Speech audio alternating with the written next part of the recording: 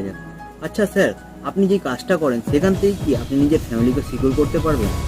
বা মনে করে দেখুন কোনো কারণে আপনি কাজ করতে পারছেন না, তখন কি আপনার কোম্পানি আপনাকে বা আপনার পরিবারকে কি কোনো রকম ইনকাম দিতে পারবে? না স্যার, আসলে আমরা এমন একটা বিজনেসে কাজ করছি, যে বিজনেসে আপনি যদি ২ বছরও ভালো করে কাজ করতে পারেন, তারপর আপনি কাজ করুন অথবা না করুন, আপনার ফ্যামিলিতে কিন্তু ইনকাম আসতে থাকবে। তো আপনি যদি জানতে চান যে আমাদের বিজনেসটা কি, তাহলে আমাদের বিজনেস প্ল্যানটা আপনি কিন্তু দেখতে পারেন। দেখে যদি আপনার ভালো মনে হয়, তাহলে আপনি কাজটা করবেন, নাহলে আপনি করবেন না। ৪ নম্বর, স্যার শুনলাম নাকি আপনি বিজনেস করতে খুব ভালোবাসেন?